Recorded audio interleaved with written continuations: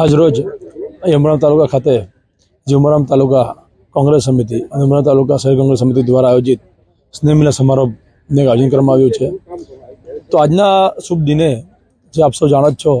એ હિસાબે બિરસા મુંડા ભગવાનની આજે 150મી જન્મજયંતિ છે। અમે સૌએ સાથે મળીને સૌપ્રથમ બિરસા મુંડા ભગવાનની જન્મજયંતિને ખોટી ખોટી વંદન કરી ફૂલહારથી ત્યારબાદ અમે અહીંયા આજે વાડીમાં ભેગા થયા છે। ત્યારે જે સ્નેહ મિલન સમારોહ રાખવામાં આવ્યું છે ત્યારે અહીંયા અમારા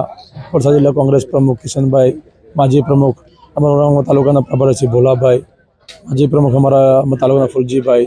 શહેર પ્રમુખ અમારા એટલે મનોજભાઈ, તેમજ યુવાનો સાથી મિત્રો ભાઈઓ બહેનો જે બી મળી જે ઉપસ્થિત થયા તે બદલ હું એમનો બી આભાર માનું છું। અને ઉમરામ તાલુકો એક આદિવાસી તાલુકા તરીકે ઓળખાતો તાલુકો છે ત્યારે અહીંયા ખૂબ મોટી સંખ્યામાં જે આદિવાસી ભાઈઓ બહેનો જે હાજર રહ્યા અને જે આપણા ઉમરામ તાલુકાના પીઢ આગેવાન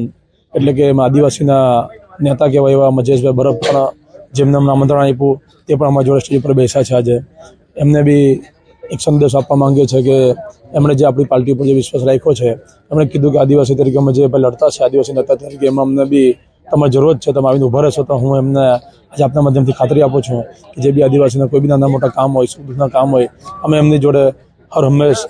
અમે એમને પડખે ઊભા રહીશું અને અમારી બનતી ટ્રાય કરીશું। અને ઉમરામ તાલુકામાં કોંગ્રેસ સમિતિમાં અહીંયા જે બી ઉપસ્થિત સૌનો આભાર વ્યક્ત કરું છું। હકીકતમાં તો એવું છે કે આપના મીડિયા માધ્યમથી હું એટલું જણાવવા માગું છું કે જે હિસાબે આપણે આગળ કાલે બી એક વિડીયો આવ્યો અને સૌપ્રથમ આજે જે અહીંયા બિરસા મુંડા ભગવાનની જન્મજયંતિ ઉપર જે એક ચર્ચા થઈ જે આદિવાસી ભાઈઓ બહેનો આવ્યા હતા તો એમાં આપણને એવું જાણવા મળ્યું છે કે આપણો ઉમરામ તાલુકાના ધારાસભ્ય જે બીજેપી ધારાસભ્ય છે એમણે શું કર્યું છે કે આપણે એમના જ વિસ્તારના એટલે ઉમરામ તાલુકાના જે આદિવાસી લોકોના જે 70 ઘર હતા એમને કોઈને કોઈ કારણસર એ 70 ઘર ઉપર અરજી કરી છે અને અરજી કરીને ઘરમાં તોડી પાડવાની વાત કરી છે। ત્યારે એક શરમની વાત એ કહેવાય કે જ્યારે અહીંયાથી એમણે આજે 8 થી 10 દિવસ પહેલાં જે 150મી જન્મજયંતિ નિમિત્તે જે રથની શરૂઆત કરી હતી અને જે આજે ડેડિયાપાડામાં પહોંચી ગયો છે ત્યારે આપણા દેશના વડાપ્રધાન જ્યારે ભાઈ નરેન્દ્રભાઈ મોદી ત્યાં ફૂલહાર કહી રહ્યા છે ત્યારે એક બાજુ ઉમરામ તાલુકામાં આપણા તાલુકાના અરે આદિવાસી નેતા એટલે કે જે ભાઈ જે આપણે એમએલએ છે રમણભાઈ પાટકર એ આજે આદિવાસી વિરુદ્ધમાં જ અરજી કરીને જે ઘર તોડવાની વાત કરે છે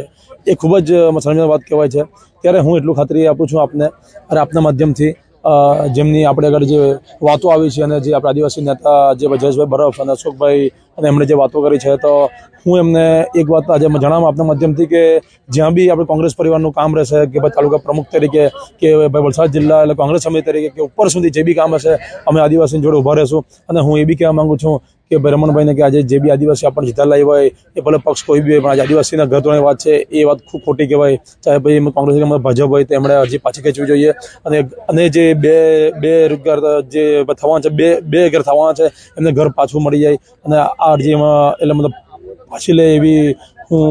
આપના જાણ કરવા માગું છું। એટલા માટે વધી રહ્યો છે કે આપના માધ્યમથી કે જે રીતે વોર્ડ ચોર ગદી છોડનો જે નારો ચાલુ કરવામાં આવેલો છે અને જે આપણા અમિતભાઈ ચાવડાજી અને આપણા મધુસરભાઈ ચૌધરી જેમણે અમે કાલે પણ મિટિંગ કરી અને મેં જે બી આપણા ભાઈઓ બહેનોને એટલું જણાવવા માગું છું કે આપણે કોઈ ડરવાની જરૂર નથી। આજે ભાજપનું રિઝલ્ટ છે ને એ હું આપને ખાતરી આપું છું આજે ને કાલે ટૂંક સમયમાં તમને મીડિયાના માધ્યમથી કે આપના માધ્યમથી બધા ખબર પડી જ જશે કે ખરેખર અહીંયા વોટ ચોરી થઈ જ છે। જે રીતે આપણે કહીએ ને કે અમુક વોટ અમિતભાઈ ચાવડા સાહેબ એમાં કાઢીને લાવ્યા છે કે આટલા વોટ આપણે ખોટા નીકળ્યા છે તો આ એક શરૂઆત થઈ છે। જે રીતે એમને ખબર છે કે ભાઈ આપણે નીતિશકુમાર જીતાડવાનું ખૂબ જ ફરજિયાત છે એ ફરજિયાત કરવાના ચક્કરમાં થોડું સેટિંગ મતલબ શું કહે કે 50% 70% થઈ ગયું મને લાગે જેથી કરીને આ રિઝલ્ટ આવ્યું છે જે રિઝલ્ટ માનવામાં આવતું નથી અમારા। અને ભાઈ તમે જોયું હશે આજે કે ઉમરામ તાલુકાની પરંતુ વલસાડ જિલ્લામાં ગુજરાત રાજ્યમાં અને પૂરા દેશમાં જે ભાઈ કોંગ્રેસ લહેર છે એ પછી આવવાની છે અને આવી ગઈ છે અને આવશે। અને આ બિહારનું જે બી આજે જે બી એટલે મોરચો કાઢ્યો છે જે બી આપણે મહાગઠબંધનને જે ઇન્ડિયા ગઠબંધનને એ તમને સાચો થશે મને પુરવાર થશે કે આ જે બી રિઝલ્ટ છે જે બી પરિણામ છે તે એટલે ખોટું છે અને ટૂંક સમય જાણવા મળશે આપના માધ્યમથી એવું મને લાગે છે અત્યાર સુધી।